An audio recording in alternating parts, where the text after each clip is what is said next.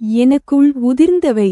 துரோகம் செய்தவனும் அதே இறைவனை வணங்குகிறான், துரோகத்தால் உடைந்தவனும் அதே கடவுளை வணங்குகிறான். அவன் சிரித்து கொண்டே வாழ்வதை பார்க்கும்போது என் கண்ணீரை கடவுள் பார்த்தாரா என்ற கேள்வி மட்டும் மனதை கொன்றது.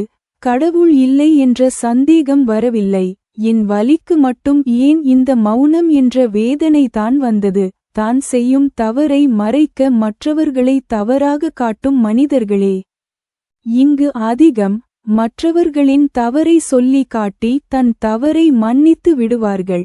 நல்லவர்கள் போலவே நடந்து கொண்டு நாடகத்தை அரங்கேற்றும் வித்தைக்கார மனிதர்களின் போய் வேகமாக மறையும். ஆனாலுண்மை மெதுவாக தான் உலகத்துக்கு புரியும். தர்மத்தின் வாழ்வுதனை சூது கவ்வும், இறுதியில் தர்மமே வெல்லும். கடவுளிடத்திலெல்லா தவறுக்கும் மன்னிப்பு உண்டு.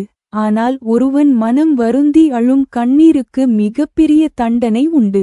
நல்ல குணம் கொண்டவர் யாரையும் தரம் தாழ்த்தி விமர்சிப்பதில்லை. அதேபோல் தரம் கெட்ட ஒருவனுக்கு யாரும் கண்ணுக்கு நல்லவராக தெரிவதில்லை.